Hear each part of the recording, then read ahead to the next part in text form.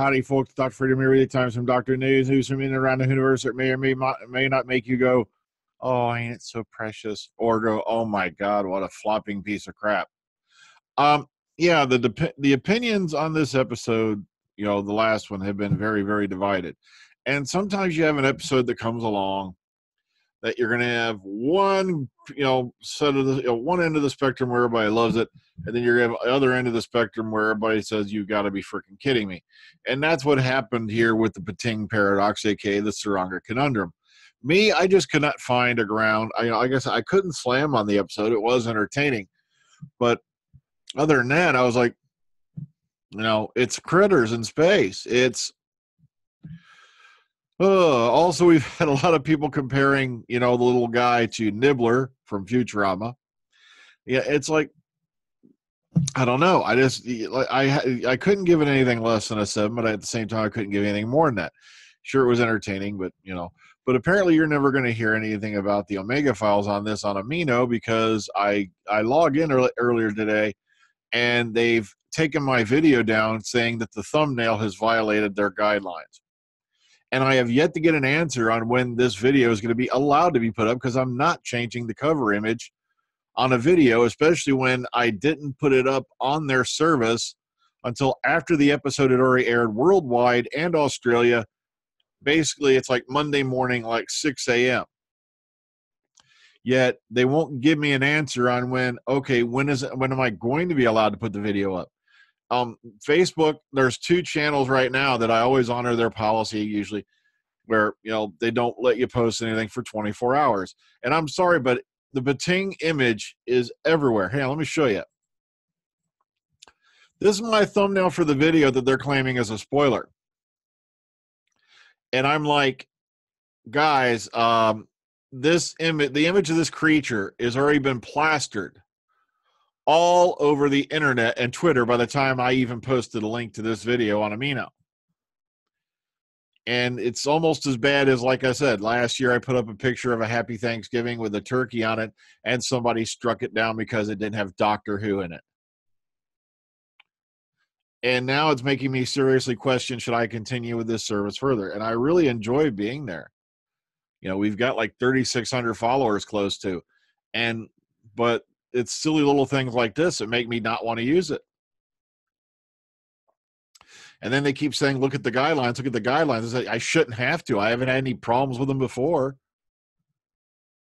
You see, it's silly, stupid politics like this that drive me insane. And yet I'm the bad guy because I posted an image of something that's already been posted frickin' worldwide. It's called somebody wanted that video taken down, more than likely because they didn't agree with everything we said, so they got nitpicky. Don't feed me a whole horse shit about how that image is going to spoil the entire episode. And that's my final word on that. So let's go to the news, shall we? Let's hit the stuff that you really want to see. Enough of this old man, barking, complaining, and all that. Especially about a service, like I said, I like being on, but they're getting nitpicky to the point that I'm getting sick of it. All right. Arachnids in the UK official viewing figures are up, and it had an official rating consolidated of 8.22 million viewers. Here's how they came to that figure right here. And basically it put it out, top for the week were 2 editions of Strictly Come Butt Licking, with the Saturday show getting 11.47 million. The Great British Jerk Off getting 9.5 million viewers. So it's still coming in around number 3, and it got an AI of 83, which, like I said, I was kind of expecting these to be higher. The Tsuranga Conundrum, by the way, overnight, 6.12 million viewers. That's down from 6.43 from last time.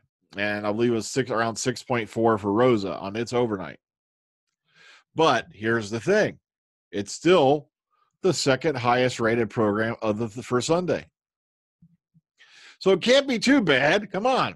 Sure, that number sounds weak, but hey, second highest rated program. But still, once again, Strictly Come Butt Licking topped with 9.46.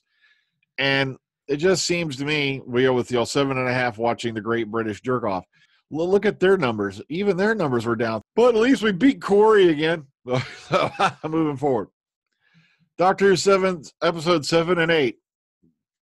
Spoiler alert, spoiler alert, spoiler alert. Before I read any of this, turn away now. You've been warned. Okay, episode 7 has now been officially named as Kerblam. A mysterious message arrives in a package addressed to the Doctor, leading her, Graham, Yaz, and Ryan to investigate the warehouse moon orbiting Kadoka and the home of the galaxy's largest retailer, Kerblam. And this one's written by Pete Mateague, and this will have Julie Hesmanhow and Lee Mack in it, directed by Jennifer Perot. Now, episode 8. Now, we originally thought this was going to be episode 9, and we were beginning to wonder if there hasn't been a shuffle again, because I could have sworn this was shot in the block for episodes 4 and 9. So, okay, but here we go. Episode 8, The Witchfinders. The Doctor, Ryan, Graham, and Yaz arrive in the 17th century Lancashire and become embroiled in a witch trial run by the local landowner. Now, as fear stalks the land, the arrival of King James I only serves to intensify the witch hunt. But is there something even more dangerous at work? Can the Doctor and friends keep the people of Bilehurst Crag safe from all the forces that are massing in the land? Guest starring in this, Siobhan Finneran and Alan Cumming. Written by Joy Wilkinson and directed by Sally Abrahamian. Okay. Did you spot the incredibly sneaky Doctor Who monster cameos in this episode? And what it was is, when they were scanning to that one screen, if you looked really close, and there's literally blink, you can miss it type stuff. You had, Cyberman, Ood, Weeping Angel, Slitheen, well, whatever that is. All right, the Silence, an old school Silurian, Zygon, and there's the creature we're not allowed to name and or show because it might be a spoiler. Doctor Who fans love the new monster Pting and want one for Christmas. As I said, very divisive episode. There are people on both sides of the fence on this one, literally, and they're pointing fingers at each other. Me, personally, I still think they can do better than this. I really can. So a lot of little tweets here about the Pting. I'm glad people enjoyed the sound effect I found, because when I heard the name Pting, you remember back in the old school days when you were watching like old cartoons, they'd have a brass spittoon and like be like a Western one, and then the guy would spit it, you hear Pting, and that's where I got that sound effect from. All right, the Tsuranga Conundrum review. It's Casualty in space, and it's a dismal misfire. And this was written by Patrick Mulkern, and this was his view on it. But at the same time, Doctor Who Episode 5 review, Jodie Whittaker finds her feet, an outing that feels like a Disney remake of Alien. But at the same time, here we go. 3 companions. It might have been too many for Doctor Who. This popped up in TV Guide. And this is someone throwing out there the idea that maybe they've packed too many people into this season. And it's always a possibility. It's a gamble you got to work on, because, yeah, sure, I know a lot of people don't listen to them, but when I'm writing the audios, you'll notice that I try to split everybody up into respective groups. You'll start out with group scenes, but then you want the focus on character, so you've got to send them off to do different things. But in my case, I can take as much frickin' time as I want. These guys got 50 minutes an episode. So, and you wonder why some of mine come out at 2 hours and 2.5 hours and whatnot. All right. Why do all the Doctor Who villains this year just all sort of wander off? And that is another point I've been bringing up, is the fact that it's just weird to me how, okay, Senza, he survived, he's gone. Okay, stuff like that. It's, some people are hoping it's going to tie together at the end, but I highly doubt it. Okay, now here's one that I had to include. Now, this one's from a little while, 3 days ago. But they've not rewritten any of the Doctor's backstory since Moffat started doing it like a madman. They're having a fit about the fact the Doctor mentioned that, he, she, whatever you want to say, had sisters. We know little to nothing about the Doctor's family other than the fact that he had a granddaughter. And please don't feed me that baby crap story about how she wasn't really his granddaughter. If you want, okay, then your fan fiction, that can be true. But as far as we know, even from Big Finish, Susan Foreman was the Doctor's granddaughter. And we know nothing about the Doctor's immediate family. We do know that apparently he winds up alone in like a boys' home at some point. But that doesn't mean that, he, she, or whatever didn't have a family back then. So I don't see how it's rewriting anything when we know nothing about the Doctor's past. Tosin Cole, I've been too busy on stage to watch myself in Doctor Who. He said he's been so busy preparing for his part in Ear for Eye that he has not had time to watch himself in Doctor Who. And this is he spent the last 6 weeks working on a play and whatnot. So He's been keeping busy while things have been going on. And also, Peter Capaldi has joined the cast of BBC's new Watership Down adaptation. I believe he's playing Keyhaw, I think the seagull. No, Keyhar, okay. The black-headed gull. I wonder if he's going to foof. Okay, I have a foof on his head. And the Paternoster Gang ride again. And they're going to ride again in Big Finish. This is something we've been looking forward to for a while. Why they didn't do this a couple of years ago when they could have really combined with Jago and Lightfoot is beyond me. Now, Strax has appeared with Jago and Lightfoot, but sadly, Trevor Baxter has now passed, so Professor Lightfoot is no longer with us. But you never know. We already know River Song's going to meet up with Henry Gordon Jago. Maybe these guys will cross him in one of their adventures. We don't know. But it's nice to see that the Paternoster Gang are coming back and in Big Finish. And lastly for today, Wheel in Space animated mini episode.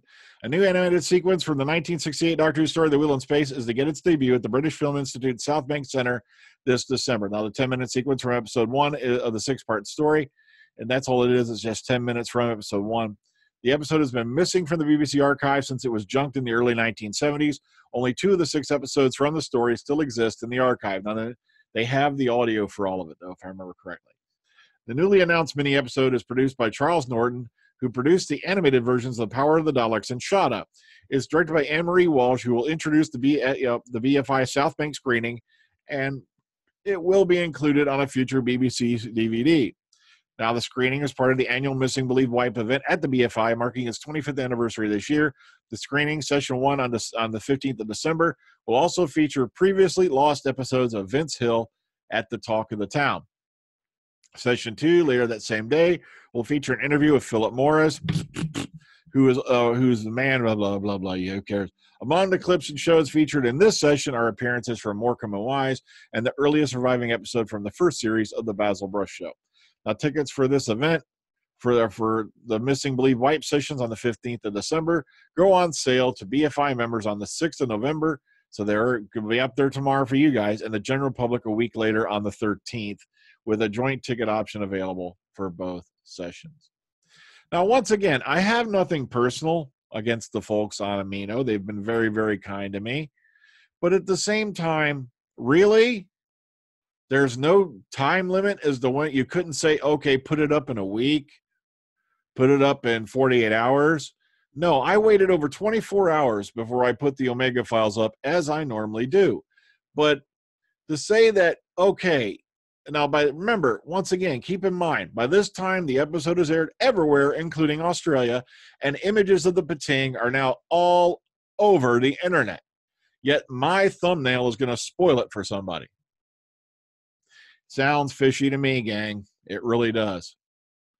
When you get this particular and you won't even back down and admit that it's way too late to enforce a spoiler on an image that's already been spread through the World Wide Web countless times, I don't know. It just really upsets me.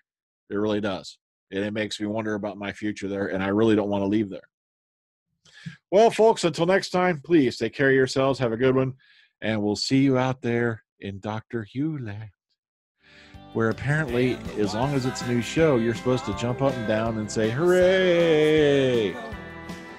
I'm sorry, folks. None of the people on my panels are prompted. None of the people on my panel are told what to say. They have their own opinion, and I'm not going to tell them what their opinion is. That's not the way I do things. Never have. And now that I've gotten weird on you, it's time to go.